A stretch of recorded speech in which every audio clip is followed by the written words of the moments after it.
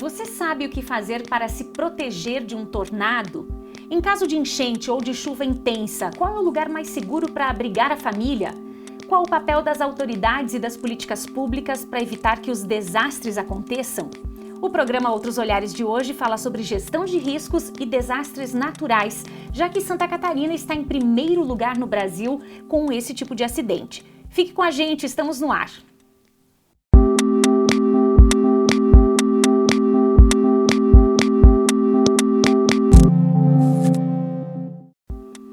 Nossa convidada de hoje é a professora da UNO Chapecó, coordenadora do curso de Psicologia e Psicóloga Social, Maria Carolina Mech. Seja bem-vinda, professora. Obrigada pela sua presença. Eu que agradeço o convite. Muito obrigada. Legal. Obrigada aqui por aceitar o convite e vir falar de um tema tão relevante, tão presente aqui na nossa região também, né? A palavra desastre, professora, ela está ligada à palavra destruição. Né? Quando a gente pensa em desastre, vem toda essa conotação negativa aí de uma destruição. Mas o que representa um desastre para uma comunidade?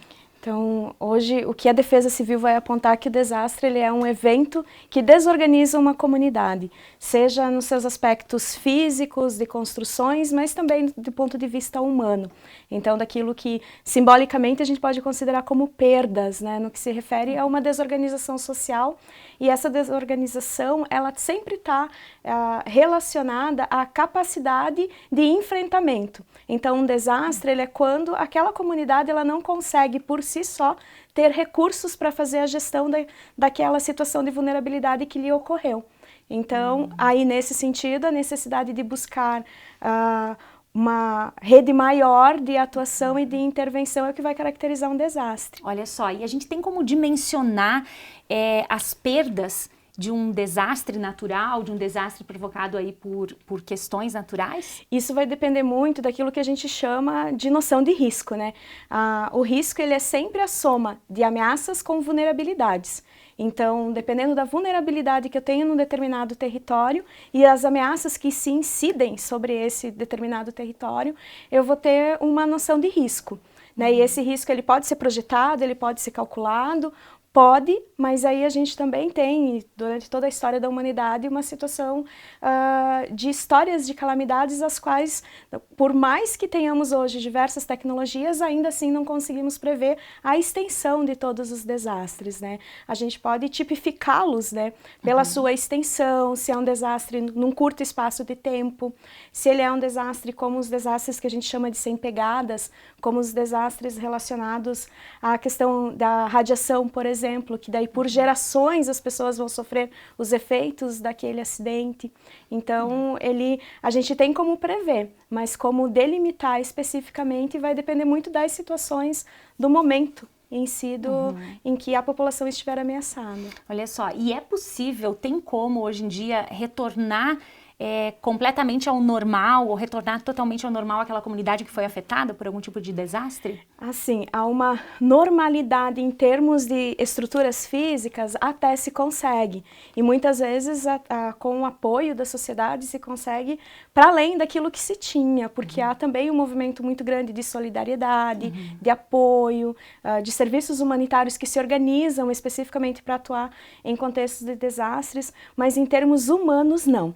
Em termos humanos, a gente vai ter uma transposição, né, um marco. E esse marco ele vai trazer memórias, vai trazer lembranças, e que tem um livro muito bacana que se chama Perdas Necessárias, que ele vai dizer que a forma como a gente vive a vida é a forma como a gente aprendeu a lidar com as nossas perdas. Olha só. E que no contexto de desastres, a forma como a gente vai lidar com as perdas, sejam elas físicas ou humanas, ela também vai determinar a continuidade da minha existência.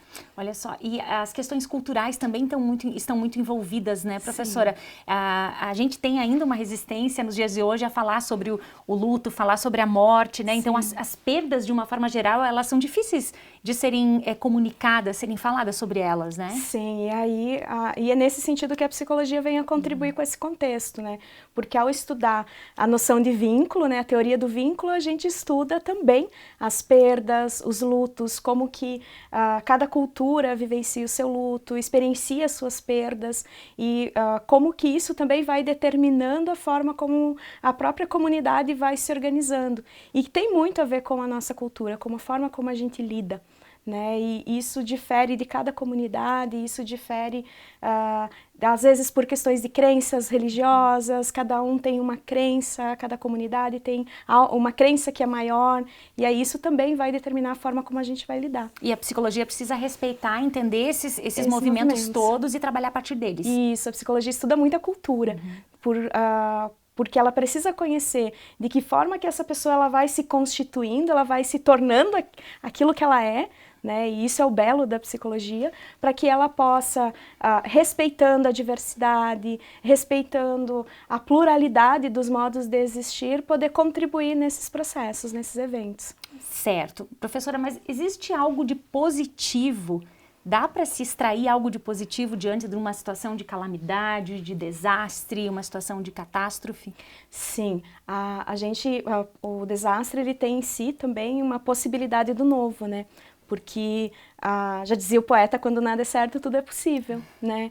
O quanto ele pode ser a possibilidade de um outro momento, de um outro processo de vida, e penso que o que há de positivo é essa capacidade latina que a gente tem de se ajudar, do quanto as pessoas se solidarizam, do quanto as pessoas se colocam à disposição, e aí a gente tem as bonitas experiências da Cruz Vermelha Internacional, dos Médicos Sem Fronteiras, que acabam, a partir das suas experiências profissionais, contribuindo com as comunidades, com as populações, trabalhando com a vida. Eu acho que o mais bonito é isso, assim, a gente poder olhar para essas categorias profissionais, como os profissionais da Defesa Civil, do Corpo de Bombeiros, da Polícia Ambiental, que muitas vezes estão nesses contextos e que vem como uma possibilidade não só de um resgate físico, mas muitas vezes de histórias, né, de histórias de vidas que ali se perdem. Se a gente for pensar, por exemplo, quando a gente teve o tornado em Guaraciaba em 2009, muitas pessoas perderam os álbuns de fotografia das famílias. Então é uma perda física, mas é uma perda simbólica, né? Eu perdi o quanto os meus filhos cresceram, as fotos do meu casamento, e aí você vê em alguns momentos assim, o quanto esses profissionais se esforçam, não só para fazer o resgate daquela pessoa, mas também daquela casa, e quando encontra uma fotografia, como a gente teve uma experiência de fotografias que foram parar no Rio Grande do Sul, Nossa. E que as pessoas conseguiram devolver, porque atrás tinha o carimbo da empresa que fez a fotografia, então ainda naquele modelo antigo, analógico, mas o quanto isso é o belo, né? A nossa possibilidade de união, de se solidarizar e a possibilidade do novo que o desastre pode provocar. É interessante porque Santa Catarina, como a gente anunciou no início aqui do programa, Santa Catarina é o estado que tem um foco muito grande, está em primeiro lugar na questão dos desastres naturais, né, ambientais. Tem alguma situação em particular que acontece com o nosso estado, professora, pelos teus estudos, pelo que você observa? Então, existe em Santa Catarina um centro de referência, que é o CEPED, que ele faz tanto o Atlas dos Desastres anualmente, como faz os estudos. E aí o que a gente tem? A gente tem um histórico até próximo aqui da região da Argentina de tornados, de ventos e de enchentes. E aí a gente tem dois fatores que são bem peculiares.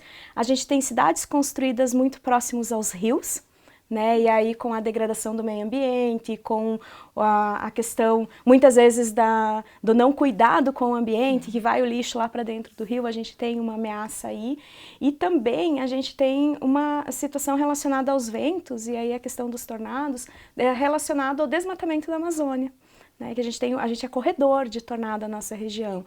Então, apesar de ser, quando a gente fala assim, assustador, mas é algo que já que sabemos, o que podemos fazer para nos prevenir, né? Pois é, inclusive Chapecó tem há 2 anos um radar meteorológico que faz um trabalho muito importante aqui de mapear, de prever essas possibilidades de riscos, né, professora? Agora, eu queria saber de ti, como é que se organiza, como é que as autoridades se organizam quando vem esse alerta, quando se sabe que tem um risco iminente aí? Então, hoje a Defesa Civil, ela solicita que todos os organismos tenham o que a gente chama de plano de contingência. Então, eu preciso ter uma preparação de quem são os agentes que se mobilizam, quem é o primeiro agente a ser acionado, que é a própria Defesa Civil. Então, esse plano de contingência, ele vai fazer o estudo dos territórios. E aí a gente precisa, enquanto comunidade, saber quais são os nossos riscos, as nossas ameaças, para que a gente possa ter esse plano de contingência. Então, quem fica responsável por o quê num contexto de desastre, quem faz a ação de saúde, quem faz a ação das doações de alimentos, de roupa, quem organiza isso, e a Defesa Civil é quem faz a gestão. Hoje, então, quem organiza e quem contribui com esse processo é a Defesa Civil, através, então, da construção dos planos de contingência dos municípios. E aí, entendemos que a centralidade das ações são as políticas públicas, especialmente a política pública de segurança, né? Então, Corpo de Bombeiros, Polícia, a Polícia Ambiental, Defesa Civil, mas também as políticas de saúde, assistência social e educação. Nessas situações, professora, quando acontece algo tão grandioso, que, como você disse no início, né, a própria comunidade não consegue dar conta, se causa uma confusão também nas pessoas muitas vezes, mas quem eu devo acionar, quem eu devo chamar? Quando a gente pensa num acidente, a gente pensa logo na Defesa Civil, no Corpo de Bombeiros, né? Mas tem outros profissionais, e é o caso de vocês da psicologia. Eu gostaria que você ampliasse um pouquinho esse leque que você começou a citar, né? Quem são as pessoas que se envolvem nesse caso de um desastre, o antes e o depois também? Sim, a psicologia ela vai atuar antes na promoção e na prevenção, né? Como outros atores, como os educadores, assistentes sociais, enfermeiros que trabalham com promoção e prevenção. E bem como após. Então, durante, né, o período do desastre em si, é Defesa Civil, é Corpo de Bombeiros, é Polícia Ambiental, muitas vezes para desobstruir pistas, porque tem a questão, muitas vezes, das árvores, enfim. E aí, a partir desse momento, a Defesa Civil que aciona esses outros órgãos para a organização da ação logo em seguida, no pós-desastre. E aí, mas eu sou população, a quem eu procuro? Procura pela assistência social do município, procura pela Secretaria de Saúde do município e pela Defesa Civil do seu município. E que é algo que a gente precisa aprender, né? A gente conhece quem é a Defesa Civil do nosso município? É algo que a gente precisa enquanto cidadão.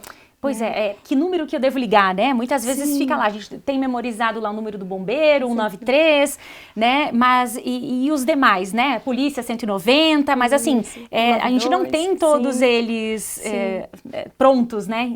Se acontecer algo assim. E que é algo que a gente precisa trabalhar no processo educacional mesmo, né? Hoje existem diversos organismos, como a própria Cruz Vermelha, que está em diversos municípios, que tem uma possibilidade de atuação também muito rica, porque tem profissionais, tem protocolos de trabalho, especialmente porque a gente organiza os desastres como naturais e humanos, né? Mesmo que os desastres naturais tenham muitas vezes a causa o ser humano que destrói, que não preserva, que não cuida, ainda assim, para fins de classificação, a gente tem esses dois movimentos. E quando o desastre ele é só humano, como um grande acidente rodoviário, um acidente aéreo, né, muitas vezes, além da Defesa Civil e especialmente das políticas de saúde, a gente tem Corpo de Bombeiros, SAMU, a Cruz Vermelha, que contribuem. Que são atores que vêm para contribuir com a possibilidade de reorganizar. Porque o que a gente diz? Quando a gente começa a reorganizar o mundo aqui fora, o mundo aqui dentro também começa a se reorganizar. Olha que interessante. Que a gente precisa voltar o mais rápido possível para a nossa rotina, para a rotina da escola dos filhos, porque isso vai nos dando um campo maior de segurança para que a gente possa reorganizar outras coisas. Interessante isso, e interessante pontuar também que tem muitos países que têm um histórico de mais tempo aí, de terremotos, de furacões, onde é ensinado para as crianças na escola como se proteger, né, professora? O que aconteceria se hoje a gente passasse a ensinar as crianças aqui na nossa região a se prevenir ou o que fazer diante de um tornado, por exemplo? Sim, acho que poderia causar um espanto até, porque a gente tem já como histórico, assim, os Estados Unidos faz muitos simulados para a saída das escolas, o Japão é comum ter máscara e apito para poder se localizar em função daqui a pouco de muita poeira, por um deslizamento, um desmoronamento. Se a gente fizer isso sem um trabalho que seja da sociedade como um todo, a gente pode causar um alarme, assustar, causar um outro desastre. Entendi. Que é no sentido de que a nossa comunidade ainda precisa se preparar, né? A gente tem no nosso imaginário, assim, que a gente está protegido e que só acontece com o outro, né? E que o que é uma inverdade, assim, a gente percebe que as situações de desastres, elas têm aumentado, mas por quê, assim? Por uma desorganização ambiental, sim, mas também porque a gente está ocupando áreas que antes não ocupávamos, né? Os nossos territórios populares estão aumentando, muitas vezes com áreas de ocupação irregular. Isso são vulnerabilidades que podem se tornar ameaças. Olha só, que coisa. Professora, agora a gente precisa fazer um pequeno intervalo aqui, mas logo vamos retomar esse assunto. A gente está conversando sobre gestão de riscos e desastres naturais. Daqui a pouquinho nós voltamos a falar sobre isso e, importante também, vamos falar sobre como prevenir, né? Sobre prevenção. E tem um evento que vai acontecer na UNO Chapecó nesse mês de julho sobre essa temática bem importante. Já já a gente volta.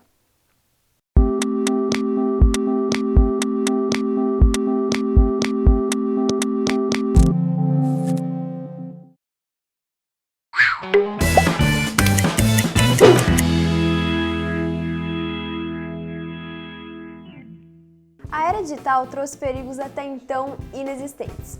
Um dos mecanismos utilizados para identificar possíveis ameaças é o sistema de detecção de intruso. Com o objetivo de analisar as principais ferramentas contra usuários mal intencionados que invadem a rede, Jean Baladin, em sua monografia de Gerência de Rede e Segurança da Informação, analisou a eficiência dos softwares Norte na detecção de intruso. Os testes foram realizados em 5 máquinas, com cenários virtuais criados por Jean. Alguns possuíam os servidores Norte e outros não tinham sistema de proteção. Todas as máquinas sofreram ataques do mesmo vírus, que tem o propósito de incapacitar o servidor infectado. A pesquisa feita por Jean mostrou que o Softwares Norte é um sistema eficaz contra ameaças, pois diante dos ataques que o servidor foi submetido, detectou a invasão e gerou os respectivos alertas. O Softwares Norte foi desenvolvido inicialmente pelo americano Martin Ratch, em 1998. Eu sou Laura Fiore e este é o UNO Ciência. Até a próxima!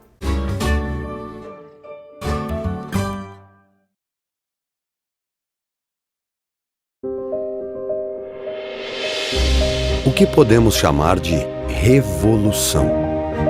Aqui na UNO, revolução é viver todo dia um modelo de universidade que leva em conta as pessoas, a diversidade e a comunidade ao redor.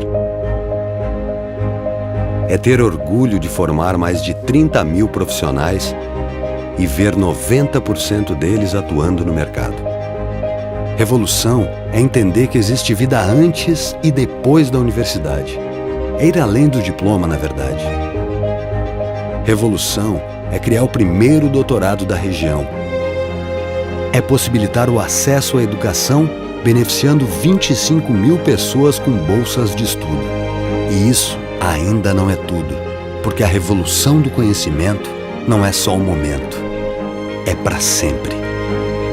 UNO Chapecó, a comunidade do conhecimento.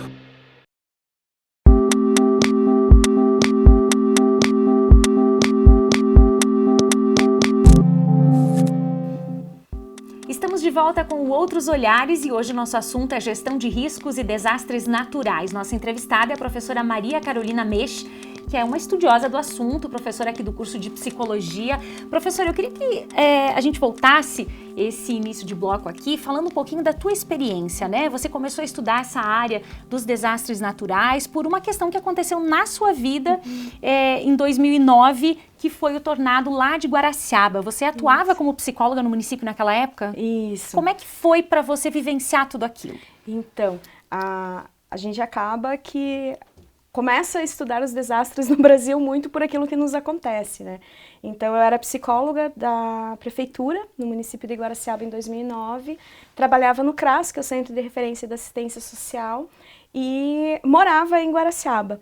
Então, eu lembro que a gente recebeu ligação, especialmente do hospital, porque naquela noite haviam diversas ocorrências, hospital de cidade pequena, com 10 mil habitantes, de 4 atendimentos diários para só para 90, assim. Então, na cidade, a gente via que tinha dado um temporal muito forte, mas a gente não sabia a extensão, porque ele acabou atravessando 14 comunidades do interior. E aí, nesse momento, a gente começa com aquilo que a gente nem sabe se é fazer nosso ou não, mas é tentar organizar as coisas, né? Então, o que a gente tinha de doação, de água potável, porque como caíram toda a energia elétrica do município, então a gente acabou organizando primeiro aquilo que era mais vital, que é o acesso à roupa seca, ao alimento, organizar, saber onde é que estavam essas pessoas, porque aí nós tínhamos uma questão assim, de que o exército veio de fora para ajudar, a polícia ambiental veio de fora por ser interior, as estradas estavam obstruídas, e aí quem que conhece essa região? Quem trabalha, quem vive nessa região. Então nós tínhamos que localizar onde é que estavam as famílias nas comunidades do interior, e isso foi um trabalho de uma semana, assim, eu posso dizer que a gente trabalhou dioturnamente durante 3 meses ali no processo. E aí a gente volta para casa, né, quando a gente não sabe por onde começar, assim. Eu sou egressa aqui do curso de psicologia da 2ª turma. Na época eu entrei em contato com a coordenadora que existia aqui pedindo ajuda. E eles encaminharam, então, aqui da UNO Chapecó e também de outras universidades profissionais da psicologia, do serviço social, que pudessem olhar para aquele cenário e nos ajudar a pensar estratégias do que poderíamos fazer. Então, eu comecei a trabalhar com desastres em função disso. A minha casa foi destelhada, então havia toda uma mistura, né? Pois é, como é que você conseguiu separar isso? Como é que você conseguiu raciocinar? Porque você também foi atingida, pessoas que você conhecia foram atingidas, precisavam, e ali também era requerido a tua atuação enquanto profissional, né? Sim, acho que eu não sei de onde que a gente tira forças de emocionais primeiro, assim, de organização mesmo, mas penso que a própria formação, essa formação de contato com a realidade tal como ela se dá, de aproximação com as pessoas, assim, é mais forte o desejo de ajudar do que o desejo de olhar para as nossas perdas, né? E eu faço terapia, isso ajuda. Que bom, né? Todos precisamos, né? Pronto. Sim, mas é um movimento, assim, de que naquele momento éramos nós que estávamos lá e que precisávamos, de alguma forma, ajudar aquelas pessoas que a gente conhecia no nosso cotidiano, que a gente atendia ou que a gente encontrava no supermercado, na farmácia, nos espaços do município. Qual foi o maior desafio naquela situação específica? Nos primeiros 15 dias era a gente ter noção total do que tinha ocorrido sem energia elétrica, né? Porque daí a Eletrosul foi para lá com diversos trabalhadores e com carros traçados que o município não tinha. Então a gente dependia do grupo de jipeiros, que ajudou muito, porque como era no interior e continuou chovendo, as estradas estavam bem difíceis de circular. Então saber qual era a extensão total foi a nossa maior dificuldade naquele momento, e de organizar, assim, o que vem de doação e aí todo o cuidado que a gente precisa ter, de ter registro de quem recebia a doação, né, que é um protocolo, para quem que foi, a gente poder depois prestar contas disso, para fazer um trabalho que seja ético, que seja cuidadoso.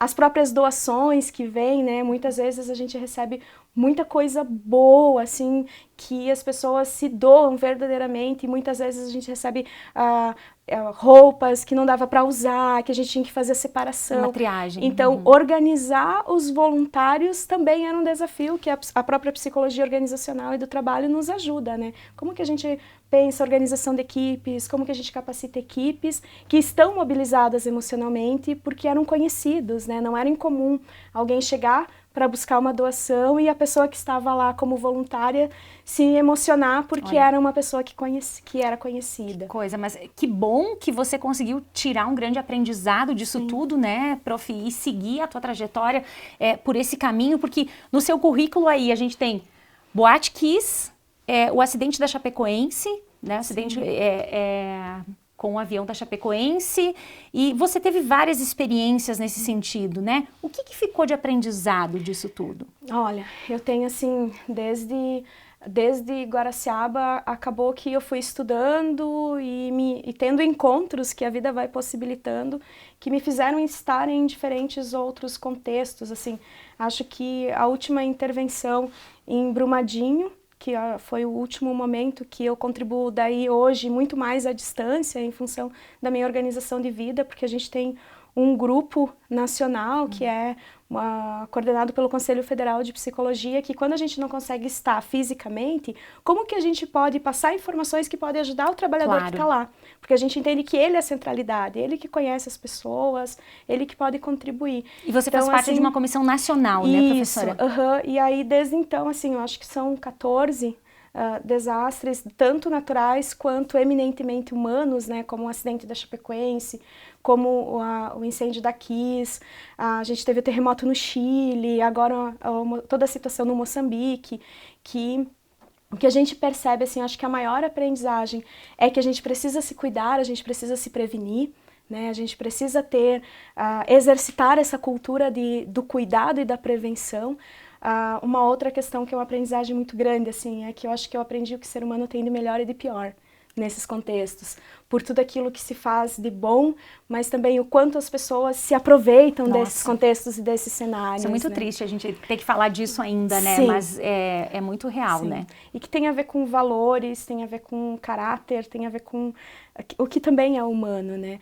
Acho que essas são as grandes aprendizagens que a gente tem, mas especialmente do quanto a gente não é super-herói, que a gente só trabalha em equipe, né? Estar em desastre é trabalhar em equipe multiprofissional, né? Não é o operador lá da Defesa Civil sozinho, ele vai fazer uma parte, ele vai pedir ajuda do advogado, do médico, do enfermeiro, do assistente social, do psicólogo, que cada um tem a sua parte. Então, também é uma aprendizagem muito grande, é saber qual é o limite da minha atuação, até onde é o meu fazer, aonde que eu preciso pedir ajuda para que um outro colega o faça, né? Acho que essas são as grandes aprendizagens enquanto profissional. E essa aprendizagem também ela vai ser repassada, professora, agora no mês de julho, em um evento na UNO Chapecó, que vai capacitar pessoas dos municípios da nossa região para a gestão desse tipo de situação, né? Como é que vai ser esse evento? O que ele vai trazer e qual a importância dele também? Então, é o segundo encontro, o segundo seminário de gestão de riscos e desastres. Nós temos na UNO Chapecó uma comissão que se chama UNO Solidária. Essa comissão ela foi constituída logo após as enchentes aqui em Coronel Freitas e São Carlos, para a gente pensar um fluxo, uma possibilidade de como que a universidade pode contribuir com as comunidades que estão no seu entorno.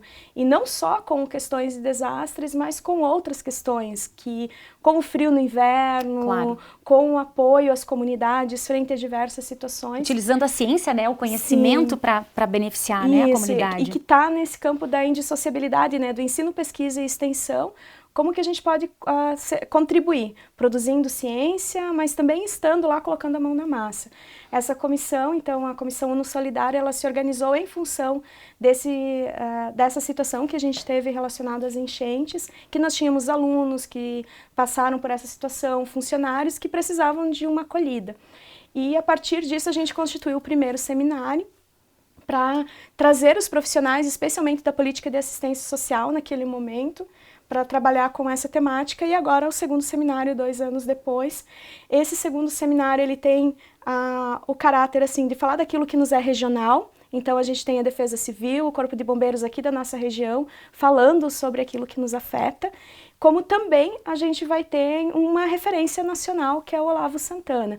O Olavo Santana ele já participou de mais de 100 atuações em desastres nacionais e internacionais. Ele é membro da Rede Latino-Americana de Psicologia nas Emergências e Desastres. E é uma grande honra para nós poder contar com a agenda dele neste dia aqui conosco, assim. Que bom, tem muito aprendizado para trazer para cá, né? Agora, vai funcionar de que forma? São oficinas? Vai ser um aprendizado prático também ou são discussões teóricas? Como é que vai se constituir esse evento? Durante a manhã, então, a gente vai ter um movimento mais de mesa redonda, né? Com a Defesa Civil, o Corpo de Bombeiros e uma fala sobre gestão de riscos com o Olavo. E à tarde o Olavo vai trabalhar num formato de oficina mesmo para os trabalhadores, a comunidade em geral, porque ele está aberto, né, a toda a comunidade que quiser se inscrever, e para os próprios estudantes das diferentes áreas de atuação. 9 de julho, né? Isso, agora no dia 9 de julho, e a gente tem, assim, é um compromisso, é o nosso compromisso com a sociedade, pensar não no sentido de alarmar ou no sentido mais pessimista da palavra, né? Mas assim, no sentido mesmo do quanto a gente precisa se cuidar, do quanto a gente precisa se prevenir, que começa com pequenas ações, como usar o cinto de segurança, até uma ação maior de organização nesses, quando a gente tem ameaças e riscos, né? Agora, quando a prevenção ela está incluída num processo, se minimiza muito os impactos, né, professora? Sim. Dá para dimensionar isso? Sim, a gente tem estudos que apontam para a quantidade do quanto diminuem as perdas humanas quando as pessoas estão mais cuidadosas consigo e com o seu entorno, quando as pessoas estão mais cientes que uma situação de risco, por exemplo, eu preciso sair, que eu não posso voltar, que muitas vezes voltar é a possibilidade de perder uma vida. Então, a gente entende, existem diversas experiências que auxiliam, inclusive, em diminuir perdas físicas, né? Tem experiências no litoral de São Paulo, em que as famílias acabam usando diversas formas de se comunicar quando elas percebem que a água está num determinado ponto do rio, que a gente sabe que enchente começa devagarinho e daqui a pouco transborda, né? É muito rápido quando enche. E que aí o quanto a comunidade ela tem um protagonismo. A gente entende que nenhum trabalho profissional ele vai ser bem feito, né, no que se refere à promoção e prevenção se não houver um engajamento e a comunidade nos dizendo também como que ela trabalha, como que ela atua, como que ela pode se organizar. Bem importante isso. E além da questão das políticas públicas, que você comentava antes também, professora, dessa organização, desse treinamento das autoridades para seguir os protocolos, mas também tem uma parte que depende das pessoas, que depende de nós, né?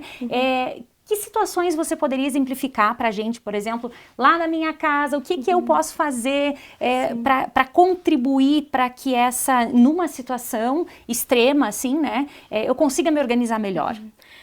Acho que a gente precisa entender quais são os nossos aspectos seguros, né? Qual é o lugar seguro da minha casa? Se a gente for conversar com os antigos, eles vão dizer que em dia de tempo muito feio, eles corriam para debaixo da mesa. Da mesa, exato. E é um lugar seguro, funciona. Ele é um lugar seguro, porque se eu tenho daqui a pouco um destelhamento que pode cair, derrubar móveis, geralmente a mesa é algo que me protege. Tem pessoas que, o banheiro é o lugar mais seguro, porque às vezes é o único espaço da casa que tem laje. Realmente, ele pode ser o lugar mais seguro. Mas a gente ter essa clareza, assim, de qual é o lugar mais seguro, o que tem no meu entorno, né, que daqui a pouco de árvores que eu sei que possam ser uma ameaça para que eu não fique perto, a família fica junto, né. Isso é importante também, né? Ficar em grupos, ficar unidos. Isso, ficar em grupo, até pela questão de segurança de que está todo mundo aqui, né, e como que a gente pode se organizar para sair, essa questão do quão é difícil muitas vezes manter a calma, mas que a gente tem esse movimento de que juntos, que quando a gente enxerga que está todo mundo perto, o nosso coração serena e aí a gente consegue raciocinar melhor, guardar os documentos. Olha que importante. Né? A gente precisa ter um espaço de guarda de documentos em que a gente possa ter fácil acesso, né, fácil acesso para que possa sair, fácil acesso à porta. Isso vale também para né, a gente, claro, de forma alguma deseja que aconteça, mas se acontecer um incêndio, se acontecer uma situação em que eu tenho que sair rápido da minha casa, né, então que eu possa pegar uma sacola, uma caixa, alguma coisa onde eu tenha os documentos, isso faz a diferença, professora? Faz a diferença, sim. A própria questão de tapetes que possam, daqui a pouco, ser mais um obstáculo na minha saída, como que eu posso usar os tapetes de forma que eles não fiquem escorregadios. A questão dos documentos, assim, ela é muito importante, porque quando eu preciso acessar, seja a questão bancária, seja a questão de acessar algum serviço num hospital, num CRAS, a primeira coisa que vão me perguntar é se eu tenho um documento. E aí, nesses contextos, muitas vezes não ter o documento pode atrasar um apoio, um auxílio. Claro que as equipes, nessa situação de desorganização, eles vão atender todo mundo. Sim. Mas depois, principalmente para mim, acessar um benefício, alguma coisa, eu preciso de documentação. Olha que importante. Professora, a gente precisa encerrar o nosso programa, precisamos nos encaminhar aqui para o encerramento. Eu gostaria que você deixasse um recado final, especialmente para os profissionais aqui da psicologia, né, para quem está nos acompanhando também. O que cada um pode fazer para contribuir numa situação extrema como essas que a gente citou aqui, para que as coisas se reorganizem de uma forma melhor e mais rápida e tudo volte ao normal, né? O que você diria? Assim, eu costumo dizer para os meus alunos, assim, né, que antes de sair de casa, né, no sentido de procurar ajudar ou se comprometer com esses elementos, eu preciso voltar para o Código de Ética Profissional, né? O nosso Código de Ética Profissional, ele vai dizer que o psicólogo, ele deve atuar, né, promovendo saúde e qualidade de vida e direitos humanos, né? E às vezes o direito humano está em deixar a família junto, num abrigamento, estar, inclusive, em poder decidir, será que eu consigo contribuir? Será que eu estou pessoalmente preparado para estar nesse contexto? Que às vezes eu posso ter uma formação, mas às vezes eu não estou preparada emocionalmente. E aí acaba atrapalhando. Exato. E eu preciso desenvolver essa habilidade, essa competência. Não é um impedimento, mas é algo que preciso voltar, muitas vezes estudar, trabalhar algumas coisas que são minhas, para que eu esteja nesse contexto. E que eu acho que serve para todos, né? Acho que se a gente pensar que estamos falando de vida e que essa vida merece aquilo que a gente tem de melhor para oferecer enquanto profissional, creio que a gente vai fazer um bom trabalho. Tá certo, então, professora, queria agradecer muito a sua participação aqui, um ótimo evento e que a gente possa conversar em outros momentos sobre esse assunto também. Eu que agradeço, dizer que o curso de psicologia está à disposição, nos chamem, a gente gosta de contar sobre aquilo que a gente faz, que bom. Sobre essas experiências que são tão ricas porque podem ajudar. Claro, o aprendizado é que vale, né? Com é certeza. O que fica. Bom, muito obrigada então, professora Maria Carolina. O programa Outros Olhares vai ficando por aqui. Na semana que vem a gente volta com outra temática, outro assunto a ser discutido. Até lá!